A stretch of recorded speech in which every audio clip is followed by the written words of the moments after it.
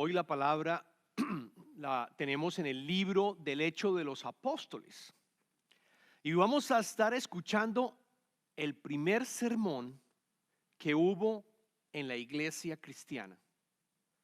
Es el sermón que da Pedro, el apóstol Pedro, después de haber recibido el Espíritu Santo en el día de Pentecostés. Quiero que le coloquen bastante atención porque vamos a ir en detalle mirando este poderoso sermón que realmente cambió la historia de la humanidad. Empezamos en el capítulo segundo y vamos a estar, capítulo segundo del libro de Hechos de los Apóstoles, y vamos a estar leyendo desde el verso 22 hasta el verso 38.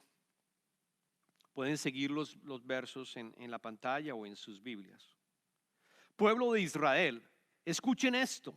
Jesús de Nazaret fue un hombre acreditado por Dios ante ustedes con milagros, señales y prodigios, los cuales realizó Dios entre ustedes por medio de él, como bien lo saben. Este fue entregado según el determinado propósito y el previo conocimiento de Dios, y por medio de gente malvada, ustedes lo mataron clavándolo en la cruz. Sin embargo, Dios lo resucitó, librándolo de las angustias de la muerte, porque era imposible que la muerte lo mantuviera bajo su dominio. En efecto, David dijo de él: veía yo al Señor siempre delante de mí, porque Él está a mi derecha para que no caiga. Por eso mi corazón se alegra y canta con gozo mi lengua. Mi cuerpo también vivirá en esperanza. No dejarás que mi vida termine en el sepulcro. No permitirás que tu santo sufra corrupción. Me has dado a conocer los caminos de la vida. Me llenarás de alegría en tu presencia. Hermanos, permítanme hablarles con franqueza acerca del patriarca David, que murió y fue sepultado y cuyo sepulcro está entre nosotros hasta el día de hoy. Era profeta y sabía que Dios le había prometido bajo juramento poner en el trono a uno de sus descendientes. Fue así como previó lo que iba a suceder. Refiriéndose a la resurrección del Mesías, afirmó que Dios no dejaría que su vida terminara en el sepulcro, ni que su fin fuera la corrupción. A este Jesús Dios lo resucitó, y de ello todos nosotros somos testigos. Exaltado por el poder de Dios y habiendo recibido del Padre el Espíritu Santo prometido, ha derramado esto que ustedes ahora ven y oyen. David no subió al cielo y sin embargo declaró: dijo el Señor a mi Señor, siéntate a mi derecha hasta que ponga a tus enemigos por estrado de tus pies. Por tanto, sépalo bien todo Israel, que a este Jesús, a quienes ustedes crucificaron, Dios lo ha hecho Señor y Mesías. Cuando oyeron esto, todos se sintieron profundamente conmovidos y les dijeron a Pedro y a los otros apóstoles: hermanos, ¿qué debemos hacer? Arrepiéntanse y bautícese cada uno de ustedes en el nombre de Jesucristo para perdón de sus pecados, les contestó Pedro, y recibirán el don del Espíritu. Es palabra de Dios, hermanos. Les pido que oremos. Amado Jesús, te damos infinitas gracias por tu vida y te pedimos, Señor, que estés con nosotros en espíritu en este momento, de tal forma que podamos escuchar el mensaje que tú nos vas a entregar a nosotros. Que nuestros corazones se abran para tu mensaje, Señor, para que podamos entenderlo claramente y podamos también tomar acción si es necesario. Te pedimos esto en el nombre tuyo, Jesús amado. Amén. Yo quiero comentarles que hay una expresión que seguramente ustedes en inglés han escuchado, o seguramente ustedes en inglés la han hecho, que se llama aha moment. El aha moment es algo que decimos cuando nosotros entendemos finalmente algo. Hemos estado pensando constantemente en un problema y de pronto, aha moment.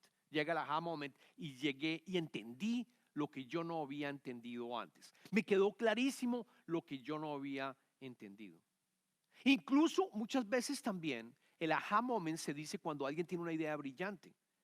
Las personas que crean compañías normalmente están buscando por esos aha moments, porque saben de lo que se encuentra de cierta manera alguna situación y están estudiándola y llegó el aha moment para poder encontrar la solución al problema y lanzar una compañía y volverla exitosa.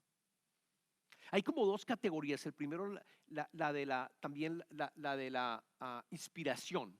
Esa es otra de las categorías, de inspiración. Voy a contarles sobre dos. Arquímedes, que todos conocimos o hemos escuchado sobre Arquímedes, y también Isaac Newton.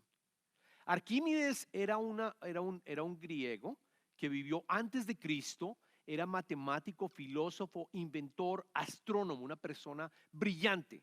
Y él estuvo pensando todo el tiempo, ¿cómo hago yo para entender la densidad de los productos? ¿Cómo hago yo para entender? Sabían volumen, sabían peso, de cierta manera en esa época lo entendía, pero no sabían cómo era la densidad. Y cuando él se iba a bañar, se bañaban en esa época en tinas, él se mete en la tina para bañarse y se dio cuenta que el agua subía no necesariamente el mismo volumen que el cuerpo de él, sino menos. Y allí se levantó y dijo, Eureka en ese momento, el aha moment. Entendí qué significa la densidad. Entendió qué significaba la densidad. Isaac Newton, esto es interesante porque cuando estaba leyendo coincide con lo que estamos en este momento con la pandemia. Isaac Newton era una persona que también brillante. Él era inglés, estudiaba en Cambridge y cuando estaba estudiando también era científico, era matemático, era astrónomo, era una persona brillante y estaba estudiando en Cambridge y llegó lo que se llama la peste bubónica en ese momento. Esto fue en el siglo XVII y la universidad la cerraron, la universidad de Cambridge la cerraron, así que mandaron todo el mundo a sus casas y obviamente Isaac tuvo que regresarse a su casa y estando en su huerto, él notó que las manzanas se caían e iban directamente al piso y no se movían de ninguna manera, es decir, bajaban de manera vertical. La leyenda dice que le cayó en la cabeza, pero otros dicen que la manzana le llegó en la cabeza, pero otros dicen que no, fue así sencillamente, él vio desde el huerto cómo la manzana caía. Aha moment, entendió la ley de la gravedad.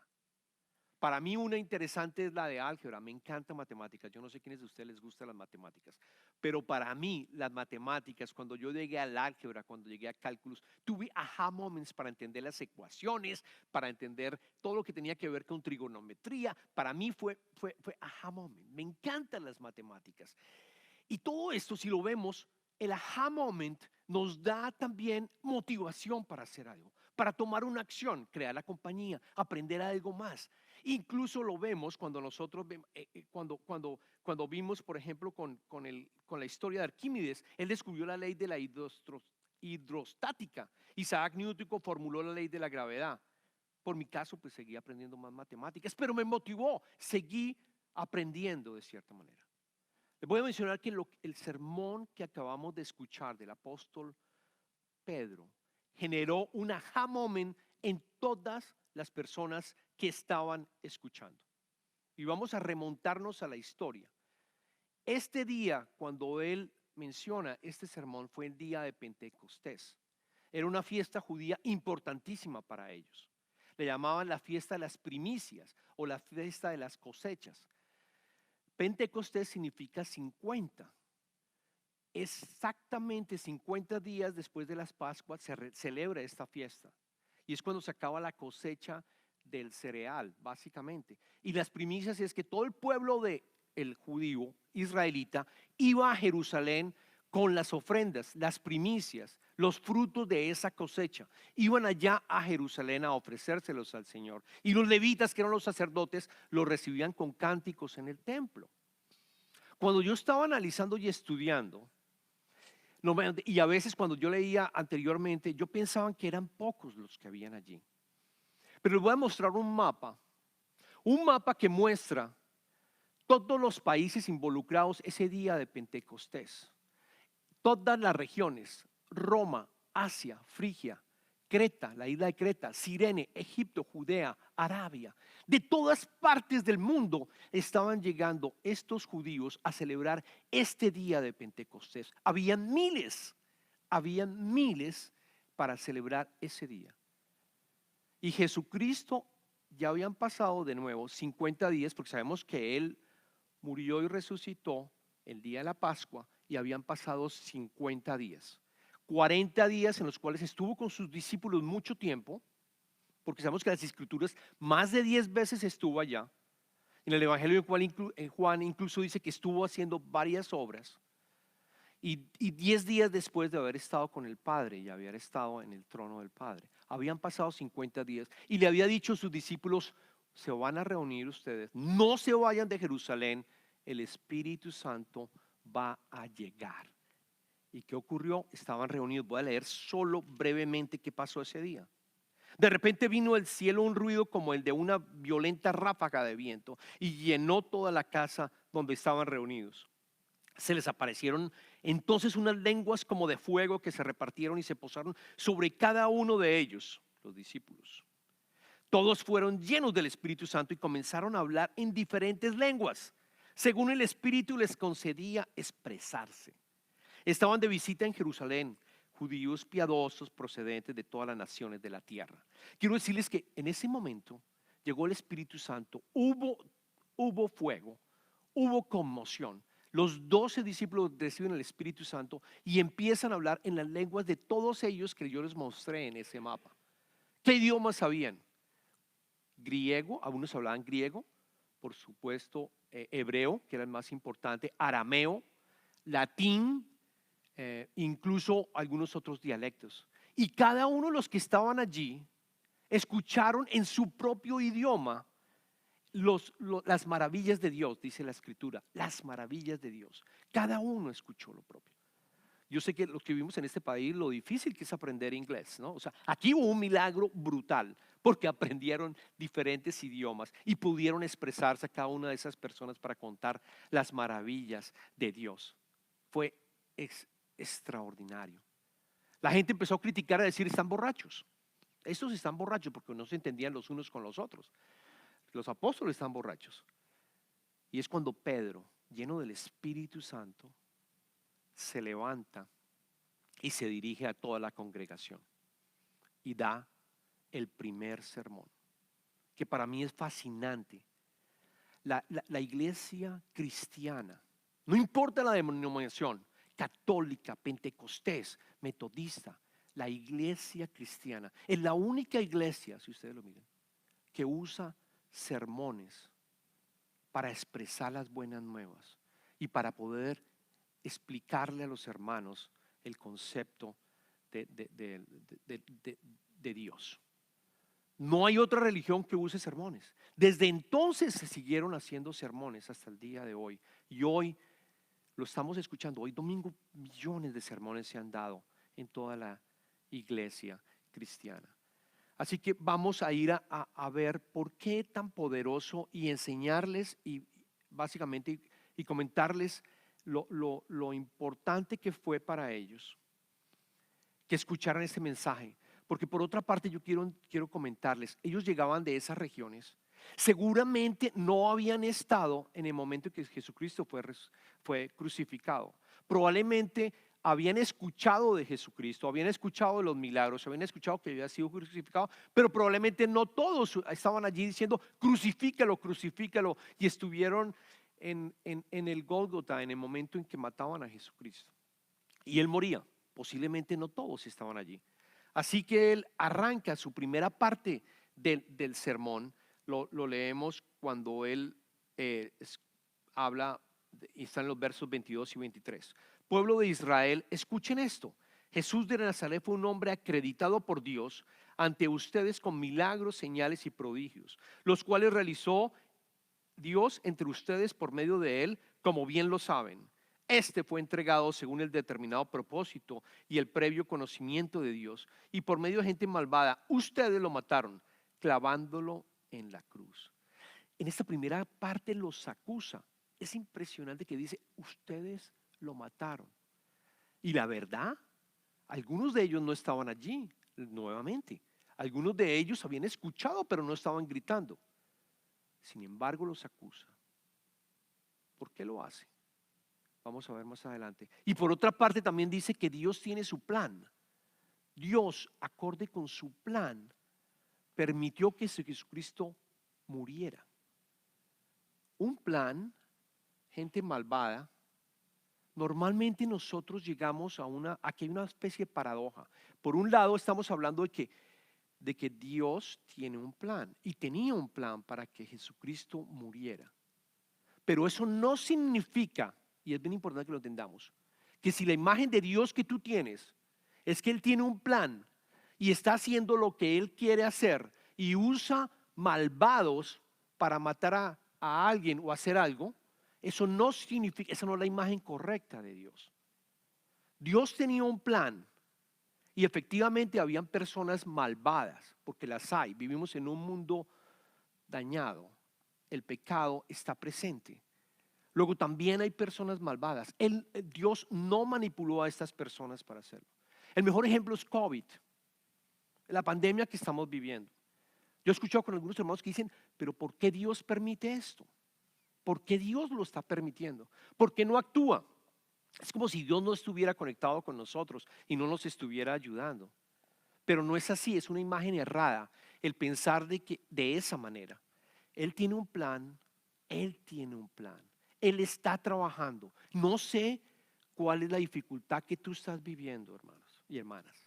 No sabemos cuál es la dificultad, claramente, ustedes lo saben.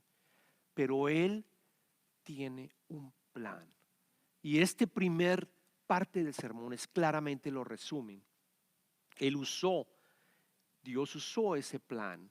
Él usó este plan para mostrar a través de la cruz y la muerte de Jesucristo la salvación y la vida eterna que nosotros tenemos, que lo escuchamos en los versos que Ana nos mencionó anteriormente cuando estuvimos orando.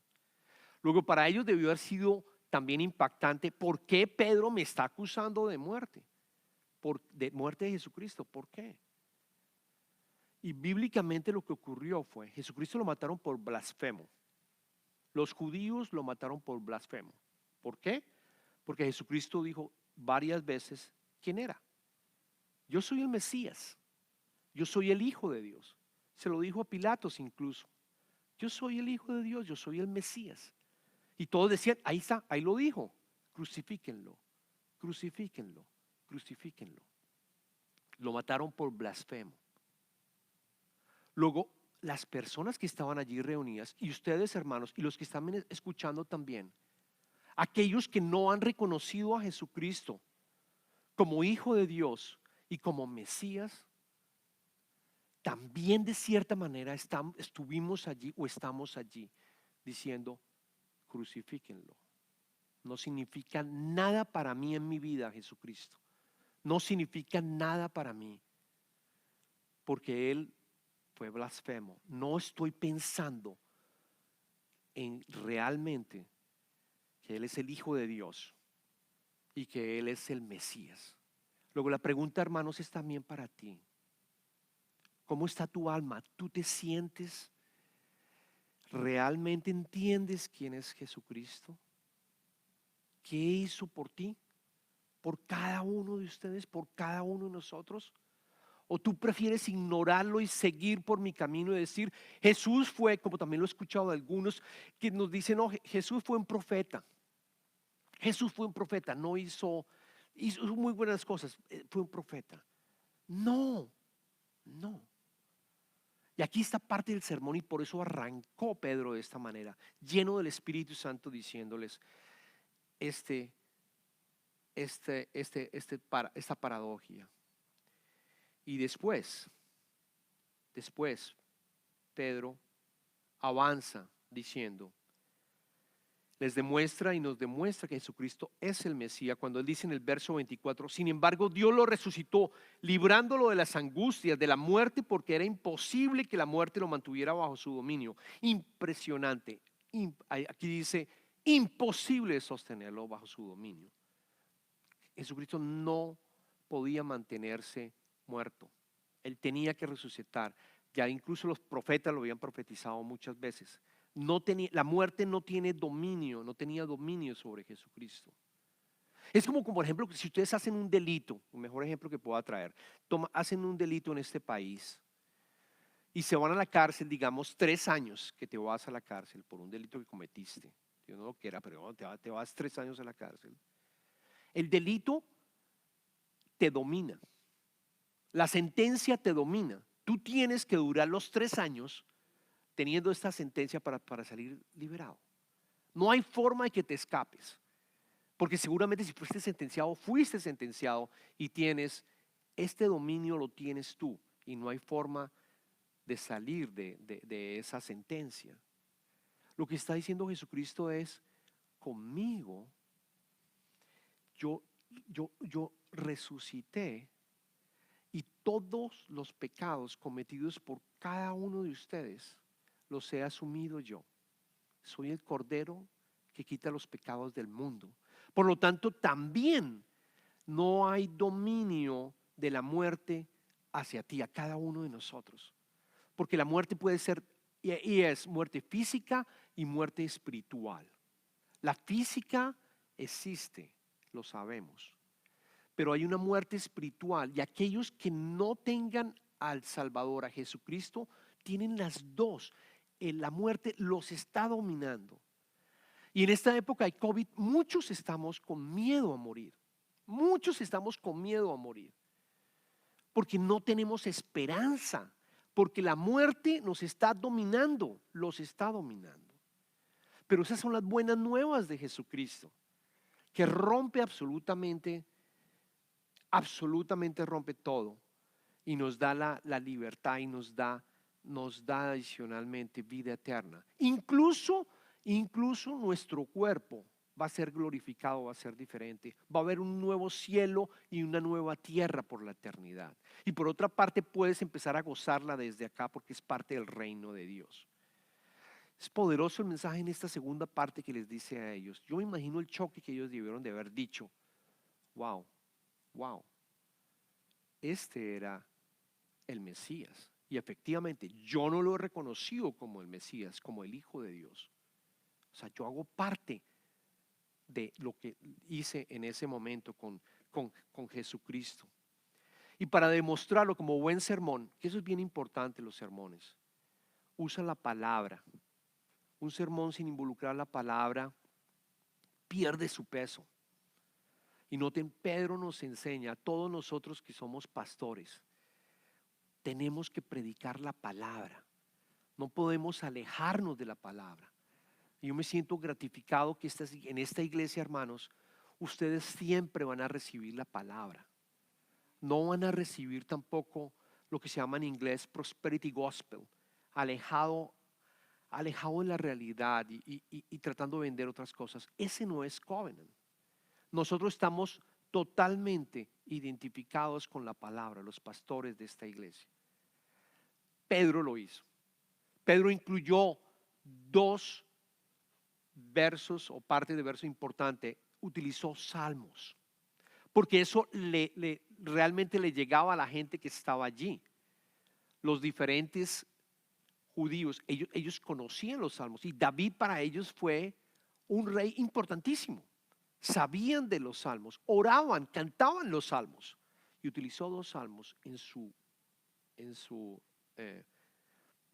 preaching, en su sermón. Gracias, en su sermón. El primero es el Salmo 16 y les voy a mencionar lo que dice acá. Y quizás ustedes han leído este salmo y quiero que se cuestionen de quién está hablando, porque dice en el versículo 25 al 28, en efecto, David dijo de él. ¿Cuál él?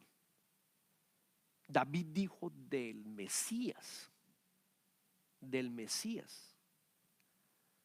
Veía yo al Señor siempre delante de mí. O sea, el Mesías veía al Señor, Dios Padre, delante de mí, porque Él está a mi derecha para que no caiga.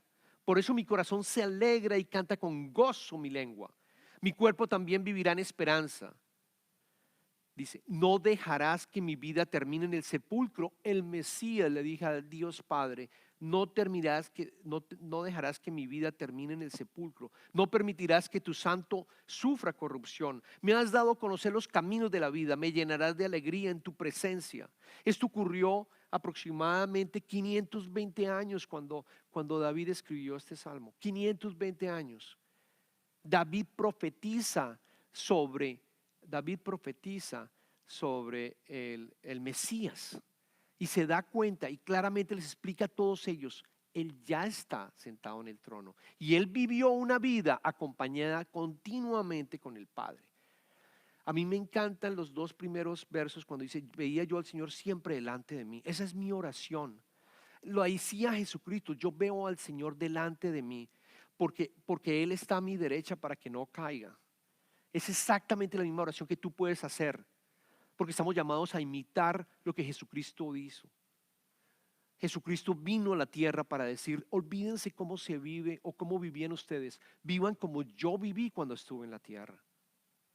Siempre en comunicación con el Padre, una vida trinitaria, hablando con el Padre. Yo tengo y veo a mi Padre delante de mí y sé que no voy a caer, que Él va a estar conmigo. Y adicionalmente tengo la certeza de que no dejará que mi vida termine en el sepulcro. Voy a tener vida eterna. Para ellos debió haber sido algo muy fuerte escuchar este sermón, esta parte del sermón, porque la interpretación siempre fue, de cierta manera, que era David el que estaba hablando. Pero no, él está hablando del Mesías, él está hablando del Mesías.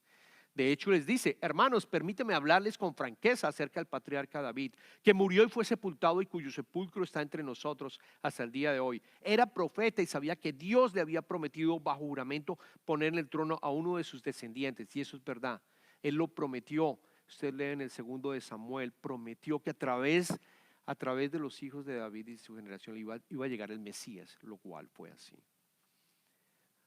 Y por último, cuando vemos el segundo salmo que utiliza es el Salmo 110. Él dice, llegando al final del sermón, en el verso 34 y 36, David no subió al cielo y sin embargo declaró, dijo el Señor a mi Señor. Pregunta para ustedes, el Señor a mi Señor. Está hablando del Señor, del Mesías, al Señor Padre. Dios Padre y Dios Hijo.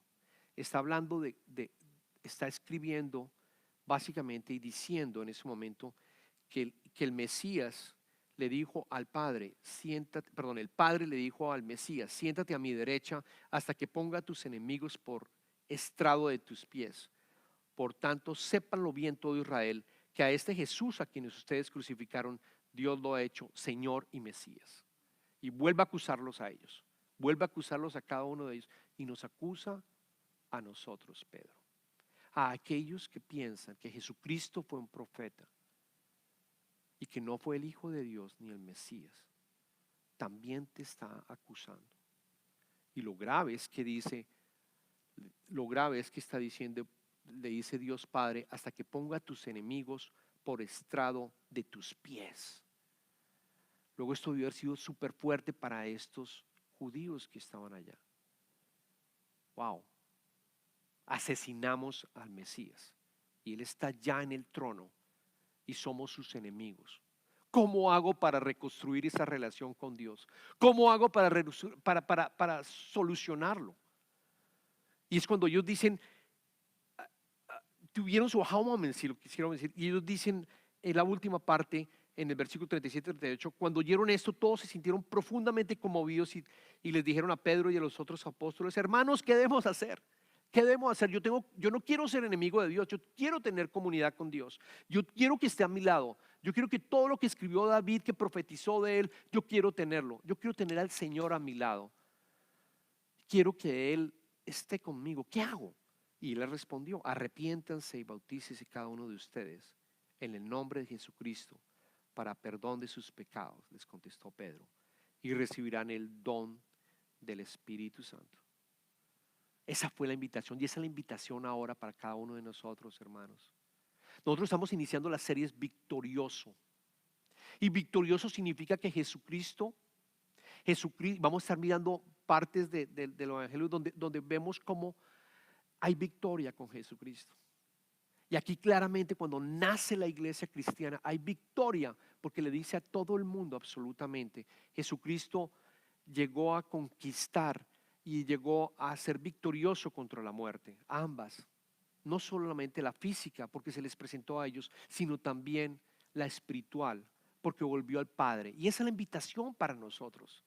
Sé victorioso, acéptalo en tu corazón. No intelectualmente, porque muchos intelectualmente saben quién era Jesucristo, pero no en tu corazón.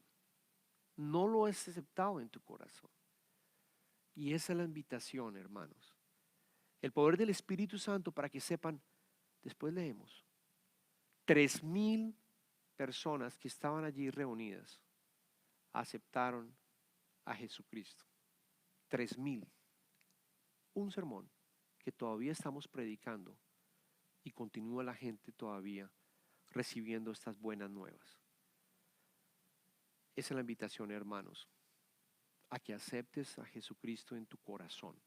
No necesariamente intelectualmente, sino que te arrepientas de tus pecados y le digas, Señor, tú eres el Mesías, tú eres el Hijo de Dios, tú vas a volver a institucionar el reino finalmente.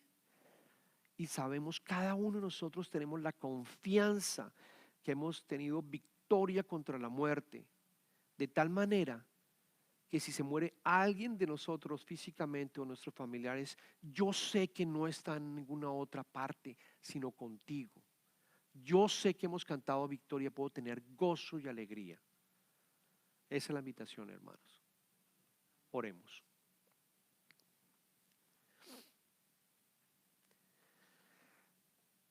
Señor, te damos infinitas gracias. Te damos infinitas gracias por por el Espíritu Santo, por esta demostración de las buenas nuevas, Señor. De este primer sermón que el apóstol Pedro realizó y que ha venido realizando tu iglesia, cada uno de tus hermanos, Señor. Te pedimos que en este momento abras los corazones a aquellas personas que todavía no te reconocen como Salvador, todavía no te reconocen como Hijo de Dios, Señor. Yo te pido encarecidamente que llegues a sus corazones de tal forma que el Espíritu Santo los transforme y puedan cantar victoria, de manera que todos vamos a estar reunidos después con nuestro Padre en el cielo. Te pedimos esto en el nombre de tu Hijo Jesucristo. Amén.